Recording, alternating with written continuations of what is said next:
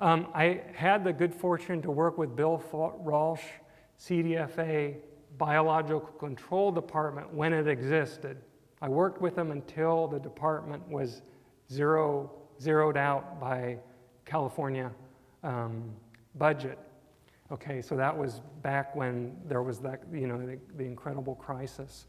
His budget was zeroed out. Bill went to other places. We didn't finish this experiment, unfortunately. But the idea of it was that we were trying to augment biological control with a naturally occurring and commercially available parasitoid called Trichogramma plattnerni. And we used, in a nursery, we used OBLR eggs as sentinel eggs, oblique banded leaf roller eggs, not LBAM eggs, but we put these eggs out and applied these parasitoids at the rate of 100K per acre. Sounds like a lot, but there's 3,000 parasites per card. And we applied those out into a nursery and then followed the rate of parasitism. And we got up to 50% parasitism on those OBLR eggs. So the kind of the hop, skip, and jump is hopefully this type of augmentation would also parasitize light brown apple moth eggs if they existed and if we weren't spraying broad spectrum insecticides. This is available. The costs are about $20 per acre per application. So I think the other part of biological control is kind of what I alluded to before is, so if you must spray, use a selective pesticide, because hopefully you can enhance and at least not kill these good guys that could be working for you, either in a natural way or in an augmentative way, in the case of, as I illustrated here, using these commercially available insects. Okay, pheromone mating disruption. This concept was really worked on by a lot of our deciduous fruit orchardists for a lot of codling moth control, where it's readily used, but it also for light brown apple moth, it was looked at in Australia and in New Zealand, where light brown apple moth is, of course, a problem.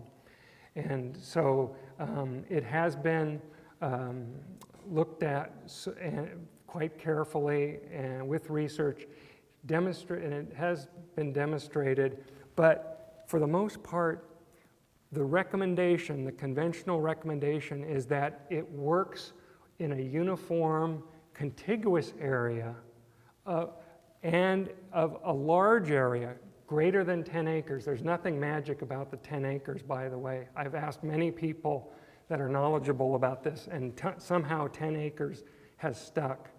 But large contiguous areas, mating disruption should work. In nurseries, it works by using this synthetic twist tie, this synthetic pheromone again, that's encapsulated in this twist tie, and it's placed out in the nursery. And again, we watched the nursery operators, how they would do it. They used these bamboo stakes that are used, of course, in training vines and stuff. Everyone uses them. And then placing the twist tie on the top. 300 twist ties per acre is recommended, so that's about 13 by 13. Should be placed as uniformly throughout the nursery as possible, and as many open areas as possible, so as contiguously as possible. We did some work because obviously in our area, our nurseries are, many of them are a lot less than 10 acres. Some of them are more than 10 acres, but a lot of them are less. So we're kind of wondering, would this possibly work in these smaller nurseries when it's not really, has not been demonstrated in these smaller nurseries? So what we did, and hopefully you can see the difference between red and blue here, but can you see that this This is mostly a red bar. I guess if you're colorblind, it would be really bad, wouldn't it? But blue, we have a blue bar, and on the top is a red bar. The red bar the red bar is the wild areas, so we had the same number of traps outside the nursery and the same number of traps inside the nursery. And we monitored a nursery for 1 whole year before mating disruption was started. This is the only way we could do it, and for various reasons. And then we started monitoring again with the same pheromone trap, the same bucket traps for 1 year. We had, after 6 months, we had another application of mating disruption pheromone. It's recommended to apply every 6 months. And then we looked at the number of but moths inside and outside. We couldn't look at larvae because then we would have to, it would be a regulatory find. So our hands were tied in the research, unfortunately. So we had to only look at the moths. So the bottom line here, if you can see it, a lot less moths were detected in the nursery. Only a few really. Here, these blue bars here. In a smaller nursery, in a 2-acre nursery, we did the very same thing. 1 year without pheromone, and then 1 year without. Again, a great reduction of apple moth, but in this case, a lot more detections of apple moth, even in the nursery, even with mating disruption. So less in the smaller nursery. I'll just jump through this. This data, and I'm going to say this data illustrates one thing, that is we wanted to make sure that these twist ties actually worked for 6 months. That was, again, kind of conventional wisdom. It was on the label, 6 months. Does it really work in our area, the Monterey Bay region? And what this data illustrates is, yes, it does. It works at least 6 months. So I think and it works both in the summer when the pheromone is releasing more pheromone, and it's also working in the wintertime when it's releasing less pheromone. So that's what this is saying. I can be confident in saying every 6 months is a good recommendation. So here you go. Our recommendation is that it can help manage light brown apple moth, but not completely successful. Early on, USDA had had the manufacturer produce thousands of these twist ties, and they were given free. Now you're going to have to pay for them.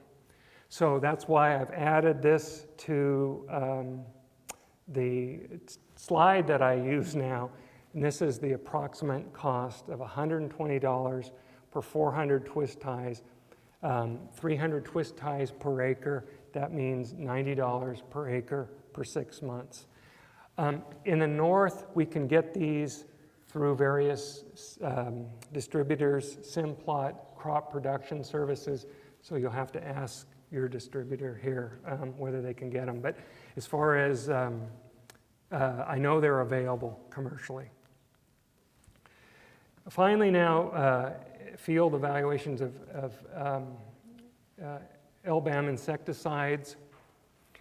When I started this in 2010, we had a list of approved insecticides for regulatory applications. And in that, there were recommendations to apply a compound that would control larvae and a compound that would control eggs. And the egg compound was a horticultural oil, a mineral oil in particular. And a lot of growers didn't really like that. The oils are, you're applying it at the rate of 1% or more, at least 1% when it's a regulatory find.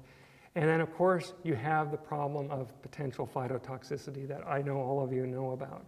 When you're applying something like that in a blanket way, and you have flowers, some ornamental fruit, tender foliage, small plants, big plants, etc., all different stages, you have this risk of phytotoxicity. So anyway, part of the issue was here to look at the effectiveness of applying that oil, so we did that. And we also wanted to look at the residual control of these various active ingredients also, and so we did that. And we repeated this again. So the experiment I'm going to illustrate here, the whole thing was repeated again. And it was done in a quarantine facility in Watsonville, a top secret spot. Under permit also, Rick, under permit. I had a CDFA permit and was working actually with USDA. They produced the light brown apple moss so we could infest our America californica. Okay, oops. I added this recently. Any registered insecticide can be used for LBAM management if not under a regulatory hold. And I think I'm right in saying that, right? Okay, yes, good. Because I was in a nursery recently and they were saying, well, we've got to put this oil on, we got to use this, and they brought out the list of approved insecticides that's on the CDFA website that you can go to right now. And we've got to do this, No, they weren't under regulation, they weren't under quarantine. They can use anything they want. That's legal, of course. And it was just like, this relief, it was a tremendous relief that went across. This is a large grower too who didn't know this. And I go, I just made your day, didn't I? And he goes, you did. So anyway, I just wanted to emphasize, I added that to this slide. So anyway, this kind of the layout of the experiment. I don't have to get into too much detail here, but we used moths to infest the plant. We did it before insecticide treatment, about 10 days. We did it after the insecticide treatment, day 1, day 7, day 14, day 21. And then we allowed the larvae to develop into the adults. And then we harvested everything all at once. We counted the adults, the pupae, and any really late stage instars of larvae. There weren't that many, but there were some. So kind of to see how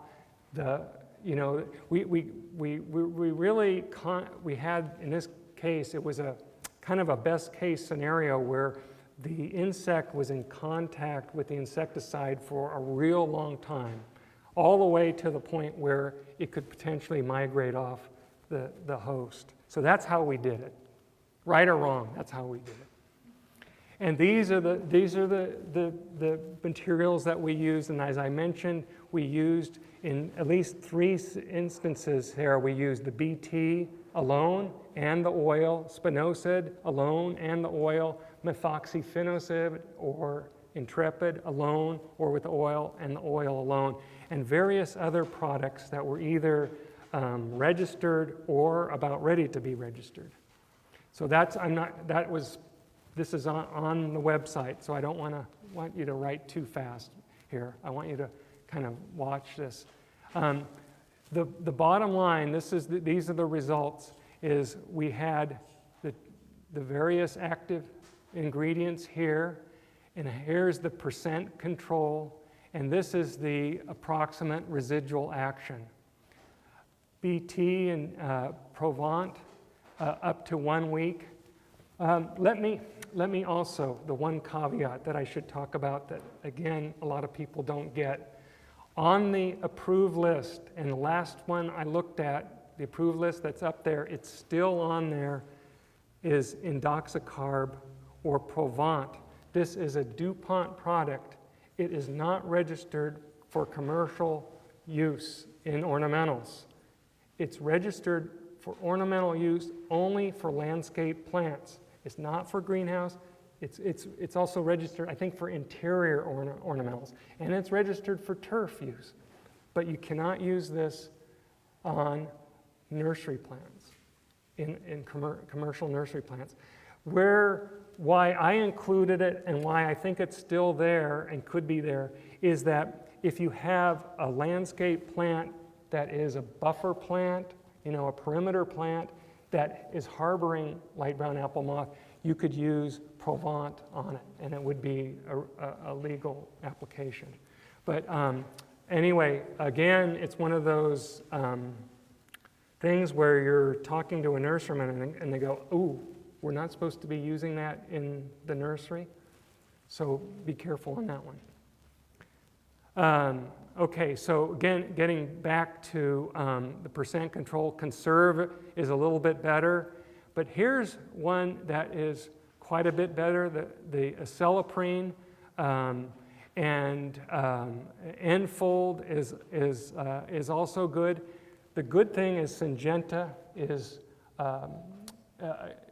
at the EPA right now, and there should be a federal registration for N-fold on ornamental nursery stock sometime at the end of the year, maybe in California early next year or so is what the Syngenta folks are saying.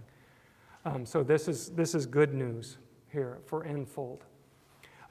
Intrepid and Scimitar, the pyrethroid, excellent control, percent control, and very long residual activity. The horticultural oil really had it had some control, but I say residual plus or minus. It really didn't have. We didn't document good residual control as you might expect with an oil. Oils, really, you've got to make great coverage, right, to get any activity on eggs. The eggs have to be covered with horticultural oil for it to be able to desiccate and to smother the egg mass. So you've got to cover those eggs to be useful. So that's why I put a plus and minus here. And Dimolin, for whatever reason, and I still don't know why, is an insect growth regulator, but we just didn't find it effective at all. I mean, it was similar to the check. I don't understand it.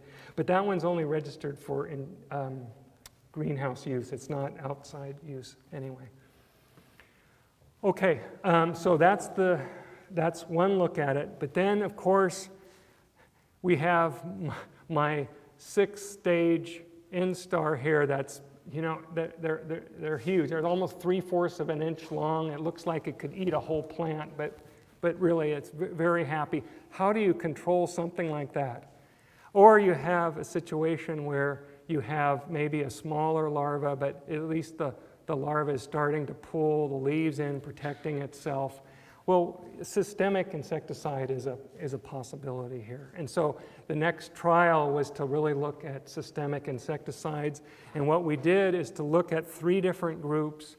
We applied in systemic insecticides to the first and second instars, so just basically once they've emerged and a little bit more. So those type of larvae are chewing this little surface as you see here.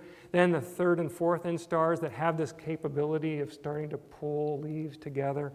And then here, this is the big ones too. So these are the 5th and 6th stage.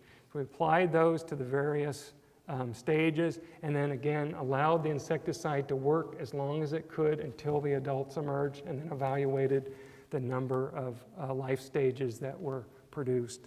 In this case, we used the new, now recently registered systemic insecticide called Mainspring. I should emphasize this trial was foliar applied, so no root applications. An insecticide like Mainspring could be applied in the soil and be possibly even more active that way and longer residual activity. So to be fair for these other products, we applied everything to the foliage. But here we used the imamectin, which is slightly systemic, translaminar type systemic. And then we did some relatively highly systemic insecticides, Contos and Safari, although the Contos and Safari are not notably at all active on Lepidoptera, but I did this because I asked Jim Bethke if I should put it in there. And he said, well, you might as well do it because because we need to show that it either works or doesn't work. And I'm really glad that we did it, and you'll see why in just a little bit. And then, orthene is still registered for ornamental use. It's an organophosphate, it's been around forever, relatively inexpensive, highly systemic, soil and in the foliage. We added that. And then in the second year, again, this was 1 year, and then we did the same experiment again. In the second year, this is not systemic material, but I was just really interested, and we had some extra plants. We added the product called Grandivo, which is an organic insecticide derived from a bacterium called Chromobacterium, and then the untreated check. So I was kind of interested. So it's an interesting trial. And then everything had surfactant, etc. So these are the rates and products. Here's the results. And so let's see. So I have to explain this. Systemic insecticide control, the percentage of control, and it's year 1 is in the black column, here and here and here. And then year 2 is in this brown column here, here, and here. Any number that's followed by the same letter is not statistically different. AB is not significantly different than A, but CD is different than B, for example. You see Grandivo down here. Let's start with that. It was only year 2. It showed some activity with the small larva. I think that was really neat. So there was some activity, not as good as these others. Safari and Contos, as we thought, were not as active as the Lepidoptera insecticides. But, there was some activity there. They're doing something over that of an untreated check. Let's put it that way. Mainspring, highly effective. Intrepid, highly effective. Enfold, highly effective. Orthene, highly effective across the board. Small to large larvae. I think you see that all through these products. So there are several active products targeting the larval stage, and we have that new chemistry, the Enfold and the Mainspring, registered right now, long-acting Mainspring. The OPs and the pyrethroids work, and of course. Yeah, of course. I mean, it's highly expected, and that's what we found. But like OPs and like pyrethroids, they're knocking out the good guys that are desirable, the parasitoids and predators that would help us out in a good IPM program. The good news, I think, and I've been on this Intrepid thing for now ever since the first trial, really, in 2010. It's available, it's registered, it's on the approved list, the CDFA approved list. We've proven it's long-lasting, and it's remarkably even effective in those larvae. It isn't highly systemic like orthene, like the mainspring, but it's maybe crosses, some research indicates it might, crosses over the leaf, barrier and can be active that way. So it's not highly systemic, really. I actually put it in the trial because it was working so well in the other cases, in the research that preceded it. I really wanted to have that, and it shows that it's still effective in these larger larval cases.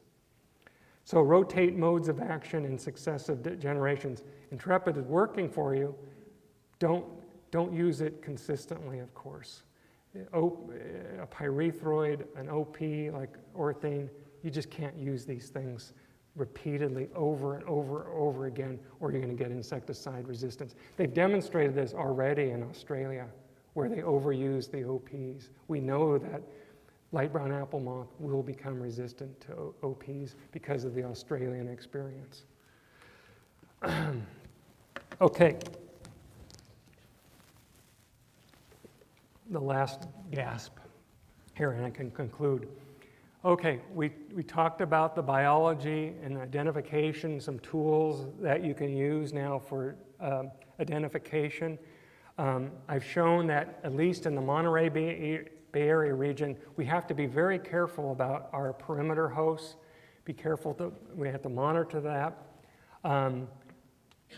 Before I forget, if you're using pheromone mating disruption, what our nurseries are doing are extending the mating disruption out into those perimeter areas. So not just putting it around the production area, but extending it out as far as possible in that native host. I have some that are knocking on the doors of their neighbors. Can I put these in your backyard? Okay, we'll do that, you know. Intensify scouting and train your staff. I see that. I learned this from the growers that do it right now basically for a living now because they live in LBAM territory. Support or enhance biological control. We have some really good research that demonstrate that there are some great parasitoids out there that are working for us. Allow them to work if possible. Augment the parasitoids with augmentive releases of trichogramma are possible and affordable. Apply pheromone mating disruption with wide coverage, so as uniformly as possible in the nursery. I know you have a lot of areas that aren't cropped, but try to use the raised irrigation pipes, the posts, or whatever as the thing that is going to be used to place the twist tie. Use the perimeter area also for pheromone mating disruption, etc. And then you have a good palette of it, I think, insecticides that unfortunately need to be used when a quarantine is placed on the nursery, and should be used for any suspect larva that you find. You need to eradicate the infestation before someone else finds it. Okay. I don't know. We're going to take questions. Yes. Okay. While you're here, while you're up. All right. And I'll be here at lunch too. Please ask questions right now. We're going to get the second presentation before lunch. It's here, but we want to get that done. So go right ahead.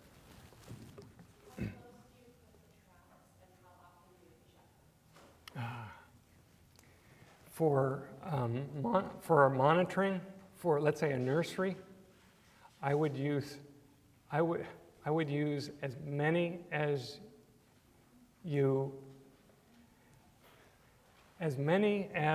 I would start with 2 or 3 in a smaller nursery, the perimeter, and then try to expand that out.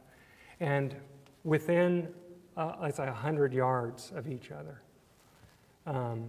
And you might want to try, maybe, and I say that conservatively because you'd want to start in sort of the high-risk area and then expand from there as necessary, I would say.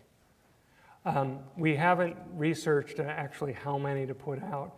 There are some, in the regulatory agencies are, I think, required a certain number, 5 per acre. Okay, so the regulatory agencies are required 5 per acre. In our research, we used a lot more than that to get the fine detail. So I would say at least 3 to start in an area, and then expand from there if it's working for you, if it's useful, and if you have other higher risk areas. Mm-hmm. Okay. For growers that are under the LBAM compliance, they're currently getting their trapping done by the state. Mm-hmm. For that, they could utilize that trapping information there to initiate. I'm glad you mentioned that. I think because you have the traps, CDFA or the Ag Commissioner has those traps on your property, I would really make it a point that you talk to that official, that inspector, and say, please let me know what you're finding. I would utilize that information for sure. If they're not already coming to you and saying, oh, you know, we're detecting this, can we, I recommend it, and I know that some growers are finding, oh, they're hard to find, or they're in and out, or something like that. But I would just demand it if you can, legally demand it. I don't know. There might be a comment about that later on. Talk about that, but the numbers are pretty small at the moment anyway. Yeah, okay. Yeah, when you start to, if you know, if and when probably you start to get those numbers, you want that, and you want to see these type of trends, I would say. Yeah. Okay, yeah, oh, okay, one more.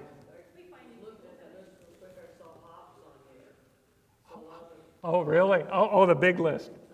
Uh-huh. We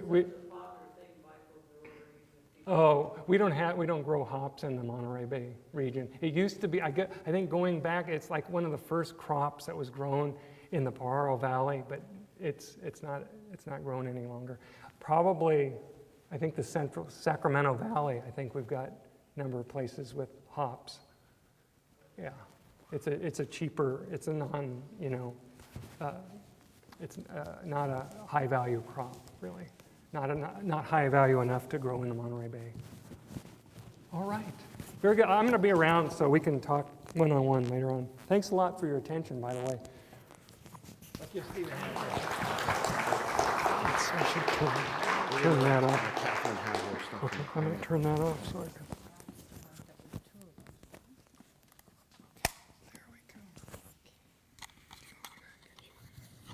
I'm going to introduce our next speaker. Our next speaker comes from the county of San Diego, our pesticide regulation program in Patrick. We're talking about some of the pesticides he talked about, but in relationship to our area.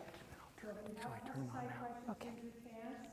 So we'll get Catherine mic'd up and all set.